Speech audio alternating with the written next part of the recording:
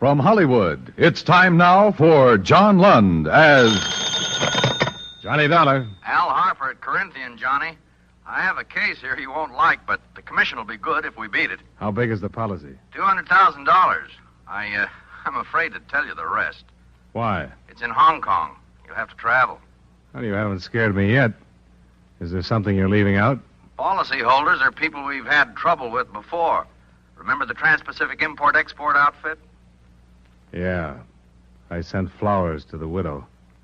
Trans-Pacific was in Shanghai then. This is their Hong Kong place. Want to take a crack at it? No. But I will. Good. Al, Yeah? I'm scared now.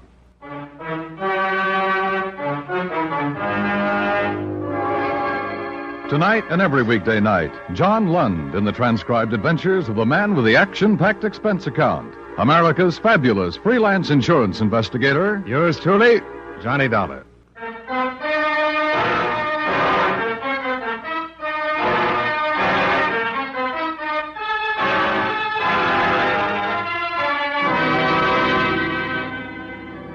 Expense account submitted by Special Investigator Johnny Dollar to Home Office, Corinthian Liability and Risk, Hartford, Connecticut.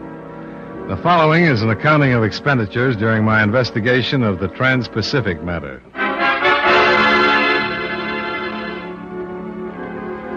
I found Hong Kong to be a city without simplicity, burdened with the tragic complexities of war. To fill the smallest want is a difficult and almost always expensive task. There's a shortage of everything: food, water, help, places to live. Both the island and the city of Kowloon on the mainland burst with thousands of refugees who have moved from the interior. Over the bobbing head of my rickshaw boy, I watched many of them lining the streets, wailing for alms, as we made our way to the offices of the American consulate.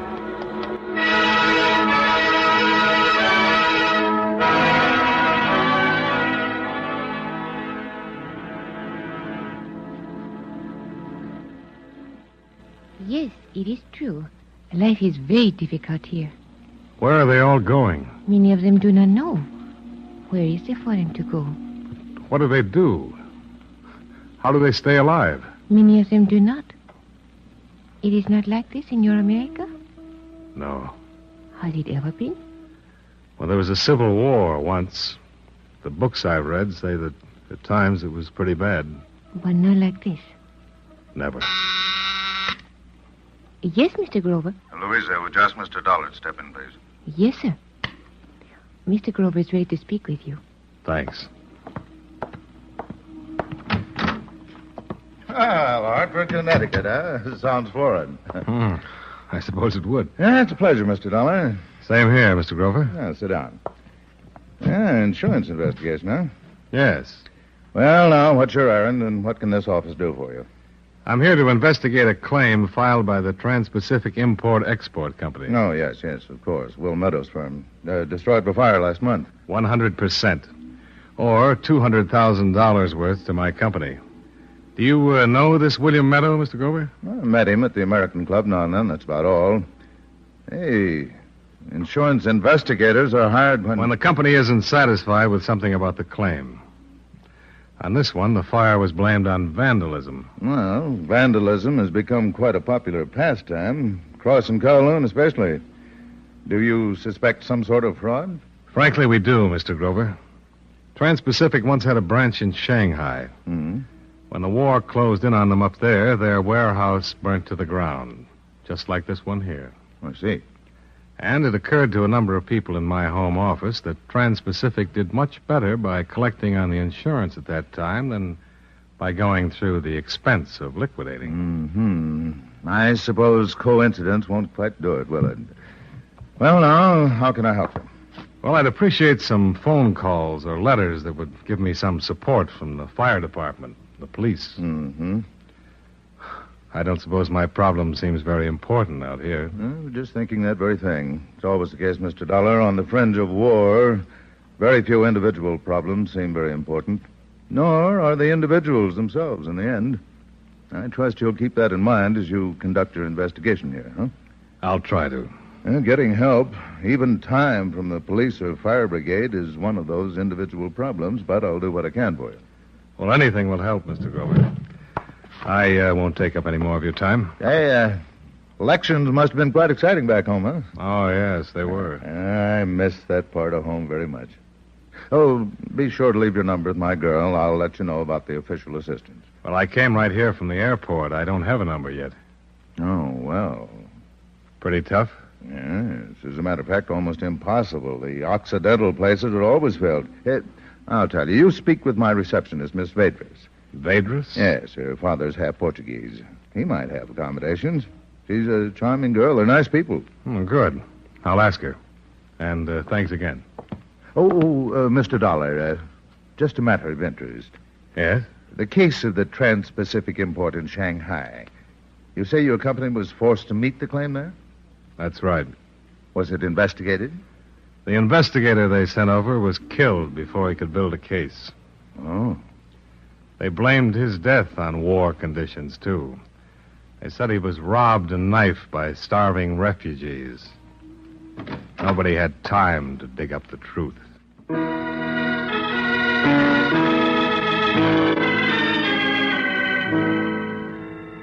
Miss Vadris arranged for accommodations at her father's place on a street called Sing Wong, a hill of steps that climbs from the waterfront to the plush European residences on the top of Victoria Peak.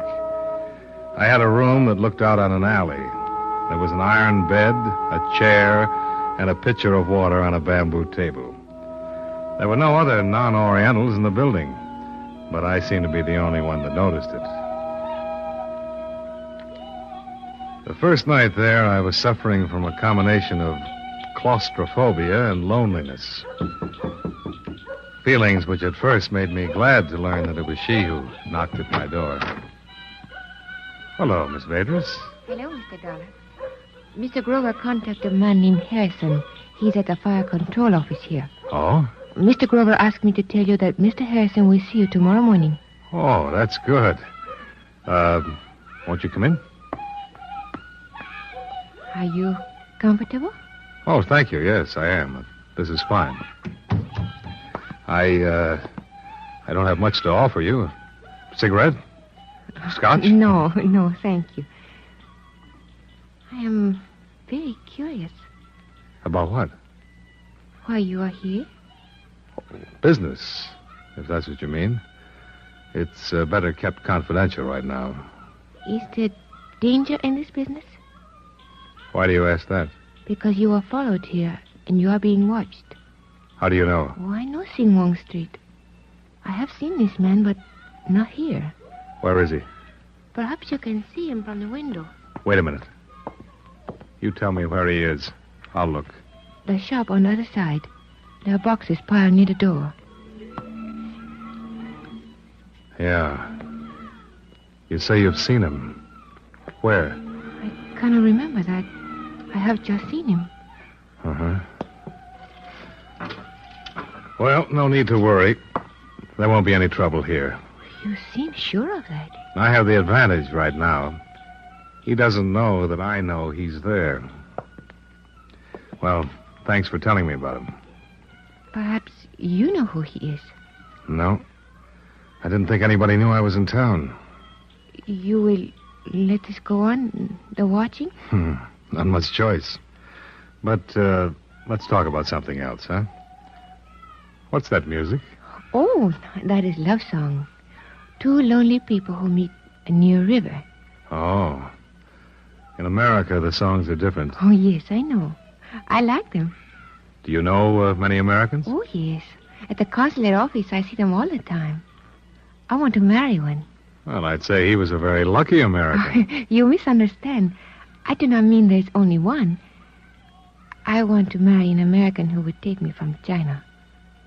There is no other way. You hate it that much? There's nothing else to do but hate it. There's no good here, always trouble. The Chinese are patient people, but I'm not all Chinese, and I cannot make myself be patient any longer. I want to go to America where people thrive on impatience. You know, I would think from what I've seen of them, the Americans are the most impatient people in the world. They say we kill ourselves that way. Heart and stomach, But still you live longer and better. What about your Portuguese people? Oh, they're gone. You think I'm bad to be this way? Oh, no. No, I didn't say that. I'm not bad. I hope you find your American, Miss Vaders. You want me to go now? Well, I think you'd better. I'll see you tomorrow. Yes. Good night.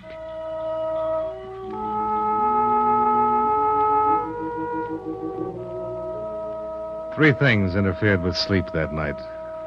The pleading in the eyes of the girl. The smells and sounds that drifted into my room from the restless, crowded city. And the watcher, who was still at his station across the street when I turned out my light. The toughest part of the case was that failure in Shanghai where the agent had been killed. It was a sobering memory. And for that reason, every face on Sing Wong Street was a suspicious one. In every group of Hong Kong Chinese, a potential assassin, with my watcher the first to be reckoned with. Gun in hand, eyes on the street, I fell asleep that night, watching him.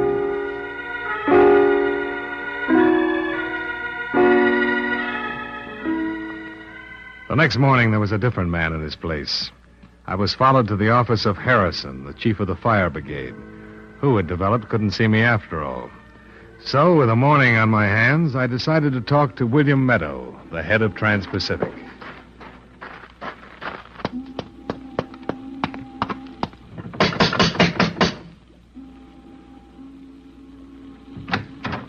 Oh, yes, sir.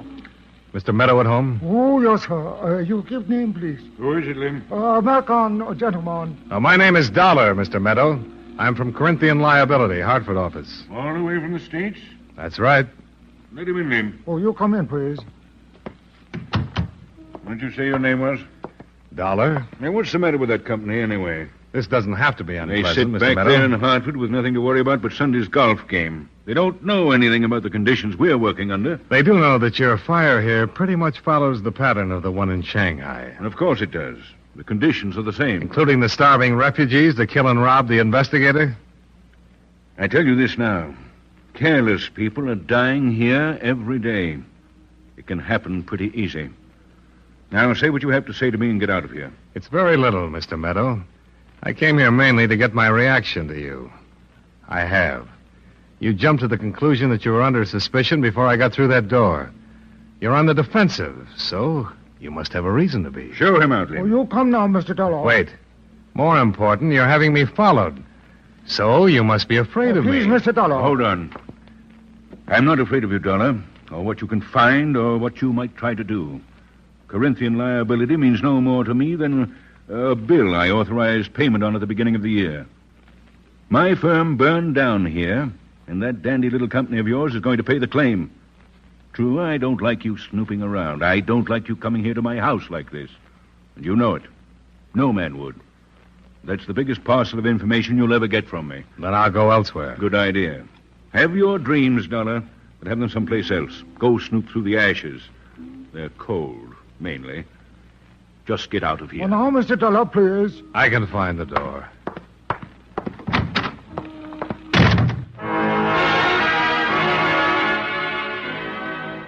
Two things came out of that conversation with William Meadow.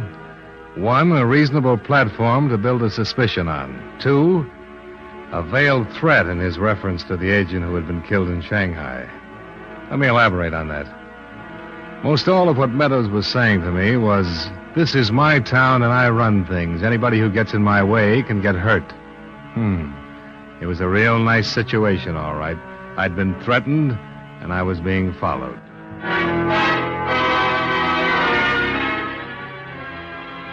Expense account item 2, $7 for scotch. I rickshawed back to my hotel, locked myself in, and took up my vigil by the window. Same watcher, same kind of night. In a city where life was supposedly so cheap, mine began to grow expensive.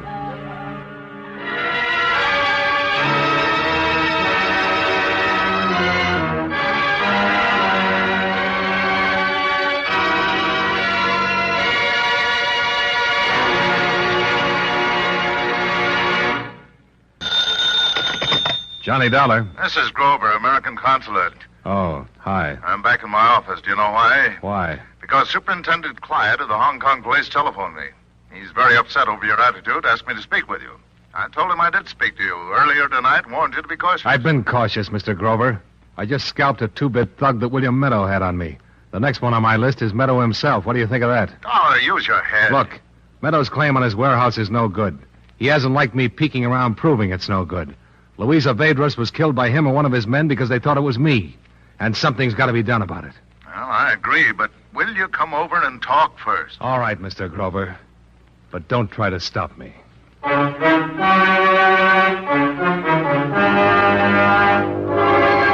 Tonight and every weekday night, John Lund in the transcribed adventures of the man with the action-packed expense account, America's fabulous freelance insurance investigator. Yours truly, Johnny Dollar.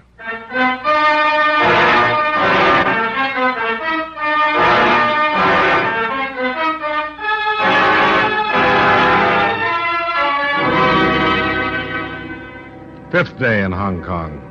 Expense account submitted by Special Investigator Johnny Dollar to Home Office, Corinthian Liability and Risk, Hartford, Connecticut. The following is an accounting of additional expenditures during my investigation of the Trans-Pacific matter. Expense account item 14. $48 American. Rental on 35 Packard. I got tired of rickshaws.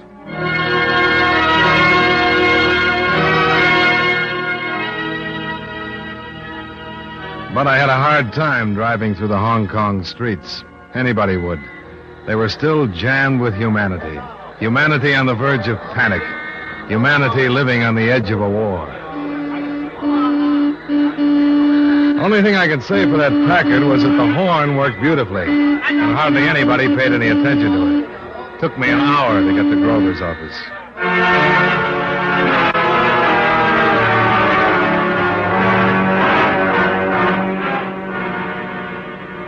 He gave me a drink and listened to my story. Are you sure this man who's been following you is in the employ of William Meadow? Positive, he told me. Yeah, but under duress. He had a knife and a gun on him. Sure, I'd arrest him. I'd arrest anybody with that kind of equipment, Mr. Grover. Wouldn't you? Now, calm down, calm down. You got a point, boy. Here, have another. Thanks. Now, what about Meadow? You say you're going after him. What do you mean? Just that. I'm going to get him. Yeah, you said that. But let me ask you something else. Is it for your insurance company or because of Louisa's death? This is for my own information, Dollar. Louisa and I got to know each other pretty well during the first 3 days I was here. I don't quite know how it happened. This has been a bad job for the nerves, with my mind on what happened to the man in Shanghai and all. Mm-hmm. She got me the room at her father's hotel. She was there when I came back after a pretty bad day. I didn't know who was following me, and I guess I needed somebody to be with. So she stayed for a while. And she was there the next night, waiting for me in the room. And she was waiting for me to come back the night she was killed. That answers me. Don't you see? They killed her thinking it was me. You're sure of that? Of course. As sure as if I'd had a camera on the whole thing. But I can't move these police here. I can't get them to do anything. Yeah, you don't understand these people here. They have to be cautious. Well, I don't. Not anymore. Look, I can't come into her life for 2 days and be responsible for her death and then not do anything about it. So you're going after Meadow? That's right. Well, I promised I wouldn't try to stop you. Yeah, thanks. But be careful.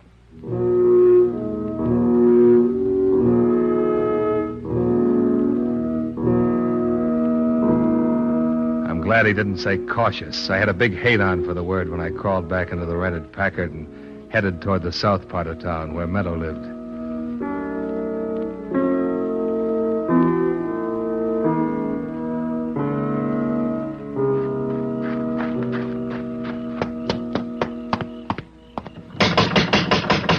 Meadow?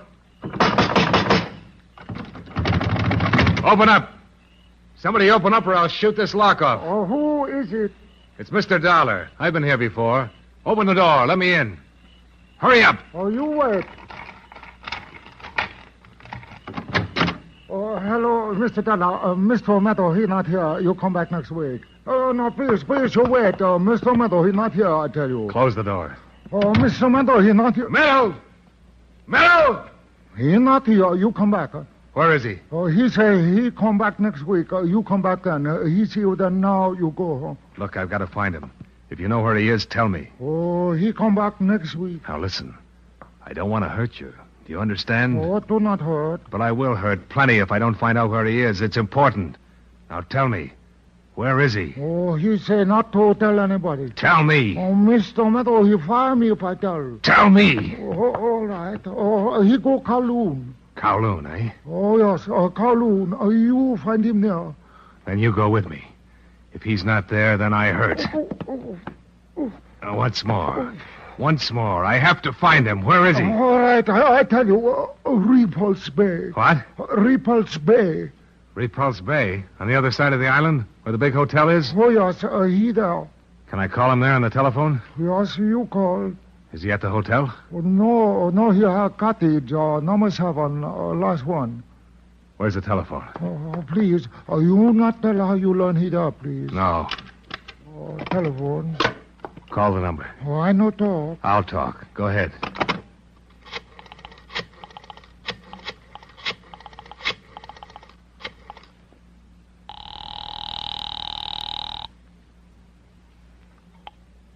Repulse Bay Hotel? Oh, Mr. Meadow Cottage, please. Okay, give it to me.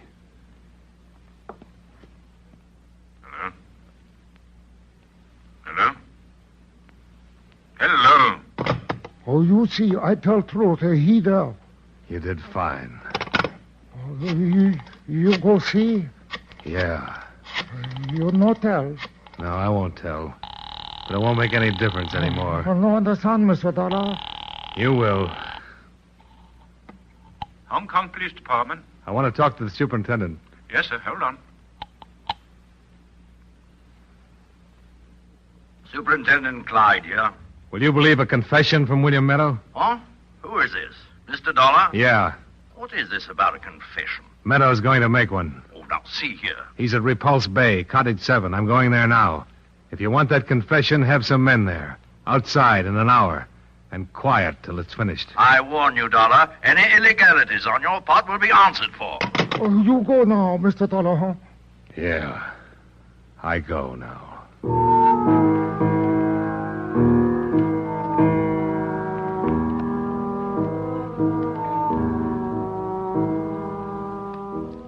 The Packard got me there in 40 minutes. And I was in front of Cottage 7 when the police cars slid in with lights and motors turned off.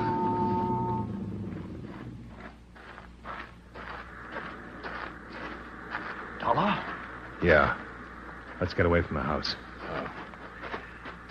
Oh, Dollar, we came here not because of what you said on the phone about getting a confession, but to see to it that nothing happens here that would better be prevented. Thank you. Wait. Now, I have no reason to arrest you right now, but I will, and I mean it, if you do anything out of line. Well, then keep an eye on me. You're a hot-headed, impetuous man. My department and I have stood for all of the insults and badgering we will from you. I thought Mr. Grover made that clear to you. Mr. Grover told me you had to be cautious. And we do. Your case against William Meadow is nothing but notarized statements from people who could have said most anything. Well, your accusations as regards the murder of that poor girl bear consideration, but they also are very inconclusive. But you haven't done anything about either. We do things our way, Mr. Dollar, in spite of your insurance company. There is no case against him. Then why did he have me followed? Oh, did he? Some pug who was waiting for a chance at me. I shook him down 2 hours ago and found out Meadow hired him. Oh, that doesn't seem reasonable, Dollar. In light of what you said previously, if Meadow assumed you were the one shot behind the screen in your hotel room instead of the girl. No, it doesn't, except he found out the wrong person was killed. Doesn't any of this mean anything to you people? Well, we'd have to interview the man you were shook down. Where is he? In an alley on Sing Wong, for all I know. I left him cold. Oh, Dollar, make your play. What? We'll back you up. Go ahead. All of us seem to be flying blind. This might flush out some truth. I don't understand. I checked on you as investigator quite thoroughly. You have a reputation in your United States, an enviable one. I can't disregard that. Very well. We'll wait here and do what you can. Well, you put up a lot of fights, Superintendent. So do you. Good luck.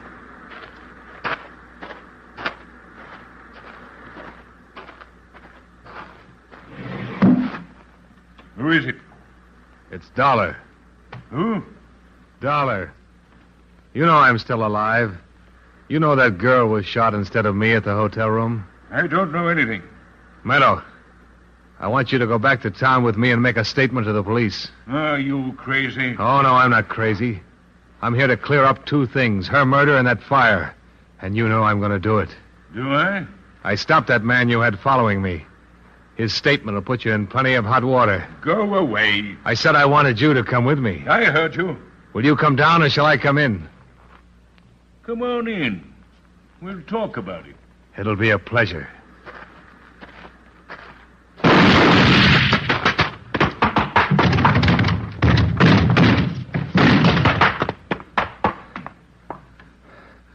Meadow? Meadow?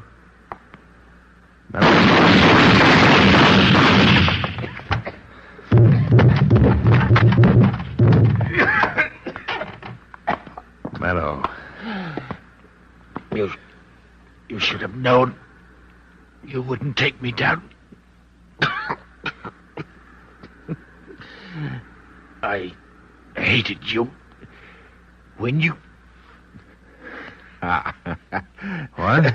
I hit you, didn't I? Oh, just in the arm. It'll be all right. Should have been your stomach. You're cashing in, Meadow. How about it? A statement. No. Tell it, Meadow, how you fired the warehouse. And about the girl. It can't hurt you now. I'll tell you nothing. Oh, you all right? Yeah. Meadow. Meadow. Should have got you it.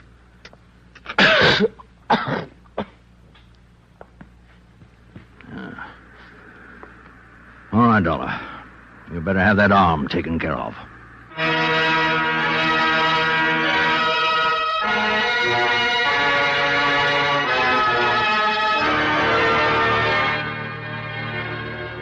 Expense account item 15. $43 even. Medical fees and hospital charges. I don't suppose it could be called hewing to the niceties of jurisprudence, since Meadow was dead and he refused before dying to speak or write his confession.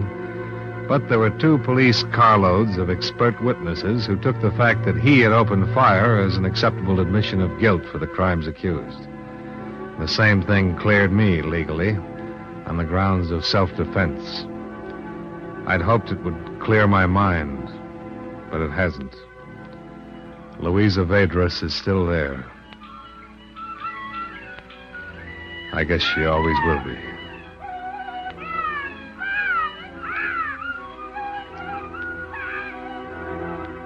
Nothing good came out of this assignment except saving your company some money it didn't know it had.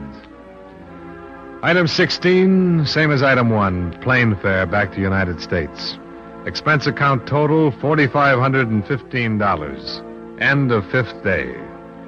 Yours truly, Johnny Dollar.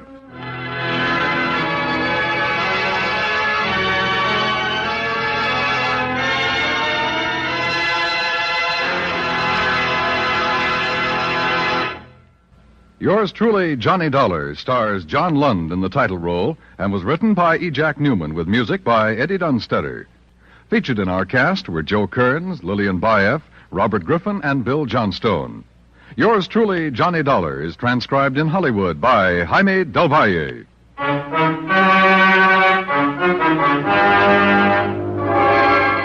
This is Dan Cubberly, inviting you to join us next Monday when John Lund appears as... Yours truly, Johnny Dollar.